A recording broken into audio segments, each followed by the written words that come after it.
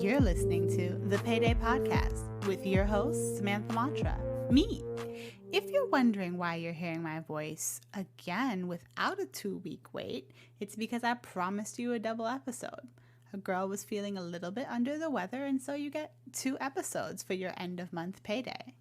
This episode, we are going to talk about that thing that people define very poorly. We are going to talk about the emergency fund. What is an emergency fund? How much should I have in it? Do I have to save forever?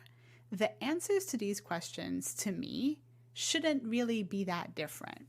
But depending on what finance professional you're talking to, the definitions vary. And so I just wanted to take a moment and give y'all my perspective on how you should approach the emergency fund, especially as we are living through multiple emergencies. Let's start with a simple disclaimer. If you've had to use your emergency fund for an emergency, then you shouldn't be feeling bad about it or beating yourself up. Let's say your car broke down, maybe your kid needed to go to the doctor and there was some extra copay expenses, and then medicine expenses. Maybe, you had to cover yourself for the 2 months when you didn't have employment before you got this newer, higher paying gig. There's a bunch of reasons why you might need to draw on your emergency fund, but I frequently find that people feel a little bit bad about using it, but that's what the money is for. Because if you have an emergency fund, then you don't need to put it on an emergency credit card. So let's start with the basics. An emergency fund is a set of money, hopefully it's in a high yield savings account, that you draw on when you have an emergency. It's the first thing that most people need to do in their personal finances. You get a job, you get income, you pay your bills, you manage your debts, you start saving for your emergency fund. How much should be in it? Let's start with this: length of time. Pre-pandemic, which feels like a lifetime ago, any financial professional worth their salt would have told you 3 to 6 months is good for people who don't have kids. And if you have kids, you want 6 to 12 months once you have a family. That doesn't seem to be the case now, does it? That's because as emergencies have increased in frequency and cadence for many of us, basically anybody who can should be aiming to save as close to 12 months as possible. And let's say, making up numbers now, that you need $3,000 a month for your life. You might look at me and look at the number and say, "Woman, you expect me to save $36,000? I've never had that much money in my life." To which I say, valid. An emergency fund is an ongoing practice. It's something that you want to get to the place where it's just running in the background like your refrigerator every night. You should always be saving into it because most of us will never tap out at the full 12 months, which is when you stop saving into it. And you should be very clear about what it is that you need to cover. So, emergency fund, 3 months, 6 months, 9 months, 12 months. In general, you really need to be aggressive until you get to the 3-month mark. Once you get to the 3-month, you take a deep breath, you look around at your life and your circumstances, and you say, okay, I need to keep going, or I'll ease off a little bit so I could pay off some debts, take a vacation, do this, and that. Okay, back to paying attention to this. 6 months is generally the mark where, like I said, pre-having multiple emergencies all the time, which is the last 2-3 years, you 6 months. I have a 6-month emergency fund. Emergency fund is not rent money. I want y'all to understand. I've had some people be a little bit confused. You're like, I have 6 months rent saved up. And I'll say that's wonderful. But 6 months rent is not 6 months of an emergency fund. An emergency fund is your fixed expenses. So all of your expenses that basically say to save them every month, like rent, like subscriptions, like internet, cell phone bill, utilities, all the numbers that are the same every month, fixed expenses, plus your variable expenses. Your variable expenses include groceries. Your variable expenses include retail that you will need for yourself personally or your household. They include things that pop up. And in general, once you pay attention to your stuff, you'll usually see that your variable is plus minus $200-300. That's about where it is for most people. If you don't account for variable expenses, when you sit down, you're like, I need this much money in my emergency fund, you're setting yourself up to have to live through an emergency on very, very little. And when you're living through an emergency, that is not the time to have to deal with scarcity if it can be avoided. Living through an emergency is tough. When you're living through an emergency, you're not thinking about how much money is here or there necessarily. You might be focused on handling the emergency, such as, God forbid, someone is sick and I must fly across the country to be with them. God forbid, there's been a car crash and I need to get there now. Emergency funds are for emergencies, and they're hopefully going to give you enough of buffer that you don't need to think about, oh, if I spent $500 on this, then I don't know how I'm going to pay for groceries next month. That's not the intention. And a lot of financial professionals, and I disagree with this approach, to be clear, used to calculate emergency fund as just groceries and no other variable expenses plus fixed expenses. And I have always thought that is completely ridiculous. If you know anybody at all, who has managed to live on just fixed expenses and groceries, I would like to interview them. They are somebody I really admire, and I would like to understand how they managed to do that.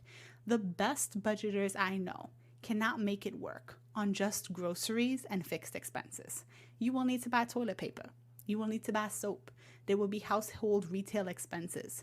There will be birthdays. And when things are dark, you're going to want to celebrate harder. Sometimes that's the way we get through dark times. So your emergency fund should be calculated based on fixed and variable. What is my average fixed and variable expenses in a month? You need to know the answer to that question in order to calculate a proper emergency fund. So fixed, variable, we have an average. We've looked at our life across a calendar year. What is the other really important number here? The other really important number is debt minimums. So let's say you have a credit card or a private student loan and there's a minimum payment on that. Maybe you're paying more than the minimum, right? Maybe your credit card payment is $50 and you're paying $100 or $150 every month to pay it down a little bit quicker. The point is that in an emergency where you don't have income or you have other things to handle, you need to make sure your minimums are handled, because you might need the extra money that you are paying on that particular debt to handle X emergency that has popped onto your plate.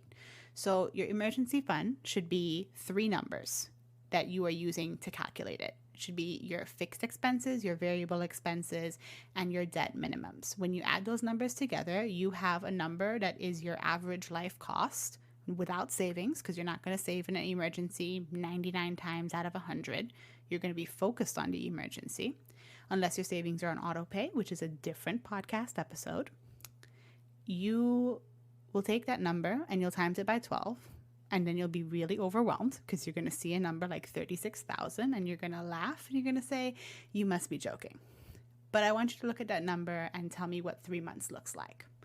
So pretend numbers. Let's say the number is 3,000 just because it's nice and round and easy to talk about. And let's say 3 months would be 9,000, 3,000, 6,000, 9,000, $9,000. It is not that hard with a good paying job and a little bit of luck to get our way up to having $9,000 in a high yield savings account. That might be the most breathing room you've ever had in your life, or it might be the start of you rebuilding yourself after a chaotic set of months.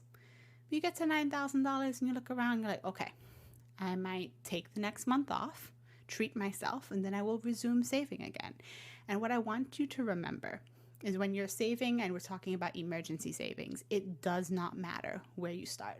If you start with $1 or $20 and you're just kind of feeling a little bit ridiculous because you're like, I need to save $9,000 and all I can afford to put away is $20 right now, I feel ridiculous. I would like to remind you, it doesn't matter where you start. It matters where we're going. And so always and always a part of my conversations are going to be, we need to know how much income we need to make to live our life. That means that if you start off saving $20, that might be what you can afford to save at this job. Your next job, when you're putting away $200 a month or $200 a paycheck, that's going to feel different. And when you get to the place that you could put away $500, $600, even maybe $1,000 a month, then those numbers start to become a lot less ridiculous and a lot less feeling like it's in la la land. Once you've calculated your emergency fund, it's important to start. To be cliche, but cliches are true, once you start something, you're one step closer to actually accomplishing it. So start. $20, $40, $100, whatever you can put away, because you deserve to not have to go into debt or move money around or scramble when ish hits the fan. So the emergency fund is you paying yourself to not be stressed out later. Because one thing we know about life is it will stress us out at some point in time. You've calculated it, you've started it. What now? What are the next steps here?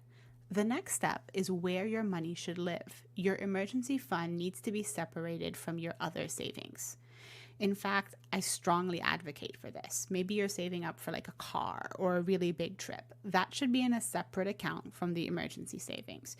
You should be able to glance at the account and without doing math on the back of an envelope or having to do the mental math in your head, know exactly how much you have to weather whatever storm is coming your way. And that money, the emergency fund money, should live in a high yield savings account. Pre-pandemic, and I know y'all are tired of hearing me say that word, but it matters, context. High yield savings rates almost kept up with inflation. They were 1.8, they were 2%. You didn't really lose much money from keeping, quote unquote, your money in a bank account. Now the rates are 0.5, 0.6, 0.4%. It doesn't matter. Eventually the rates will come back up. It'll take their time coming back up, but they will. And that's where the emergency fund money should live, because the high yield savings account will give you a little bit of money back, $1, $2, $3, $5, $10, $20, $200 back on the money that you worked for. And money that you didn't have to work for is good. It's not an investment account. It doesn't function as an investment account. It's FDIC insured bank accounts. That's the stable place to put it. And emergency fund money should not be in the stock market, because, to be very simplistic, if an accident happens on a Friday and the markets are closed until Monday, how are you accessing that money? It's far too volatile also for emergencies when you need cash on hand with an immediacy. And it's okay to have differences of opinion, but I don't think there's much wiggle room to disagree about how an emergency happens. Nobody gets to choose when it happens for them. And so you want things as on hand as possible. You want things as stable as possible.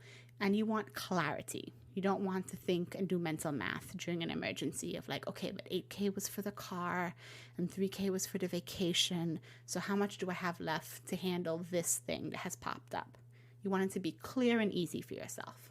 You calculate it. You implement it, you know where to place it. The more straightforward and clear you make your personal finances, the easier your life is going to be. Speaking of ways to make your life easier, if you're getting ready to start a podcast and you haven't heard of Anchor, it's the easiest way to get started. It's free. Anchor distributes your podcast for you across multiple platforms, including Spotify and Apple Podcasts. Their app allows you to edit straight from your phone or computer, and there's no minimum listenership to start earning revenue. It's everything you need to make a podcast in one place. Download the free Anchor app or go to anchor.fm to get started. But Samantha, what about the rest of my life? Am I just supposed to be always saving? When will I get to enjoy my money that I'm working for? Now, your first 3 months are really most important, because without 3 months of emergency savings, most people will go into debt. But once you get to the 6-month mark of emergency savings, then it's time to reevaluate what else is happening in your life. So let's say you got the 6 months of emergency savings, you've paid off at least one credit card, your student loans are stable. Then, as a professional who works with your finances, I would ask you, what are the things that you want to do? So maybe we've been contributing, $400 to the emergency fund, and we've hit our 6 months. And you're considering, should I up the emergency fund some more? There's these other things I really want to do. I am very aware that when you spend too long focused on a singular goal, what tends to happen, at least with my clients and community, is sometimes there's this like financial whiplash. So if you go from like saving a lot to spending a lot, or you'll do a really big splurge. And in order to counteract that, I try and bring some intentionality to the next goal.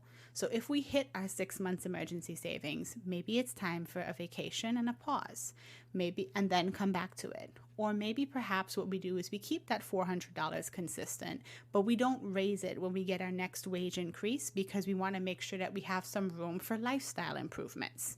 You only get one life. It's important to live it well, even as we're assuring financial stability and independence, among other things. Your emergency fund doesn't have to feel like it's some burden of continuous savings that never ends. And I strongly believe that as wages increase and more workers across the country, public and private sector, refuse to accept lower wages, that we will get to the place where more and more people can say, yeah, I hit my emergency fund and I've moved on to other things. Also, I want to be clear, you can save for more than one thing at the same time. Your emergency fund should just be your first priority in savings.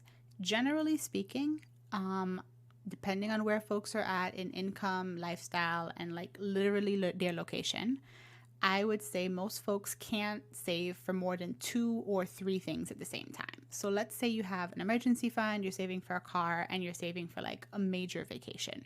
Those are the 3 savings priorities. Where it tends to get difficult for folks is when they have 5 saving goals at the same time. They tell me, I got an emergency fund, I'm saving for my car, I got my Roth IRA, and I'm trying to save up money so I could retire mom earlier. In which case, I have to tell them we have 2 choices. Either we need to focus on the first 2 or 3 goals that you have shared with me, or we need to make more money. That's it. It's harder the more you stretch yourself. So when you're starting out and you're on the lower end of the income spectrum, do not try and stretch yourself too hard. Focus on what needs to get done. The emergency fund is you paying yourself to not be stressed out later, and that is a good use of your money. I know that I said a lot of things this episode, and feel free to re-listen to me talk about it. I hope, though, that this makes it easier for you to determine how much you need to have in your own personal emergency fund. Hopefully, it's reduced some confusion. This does not need to be a hard thing.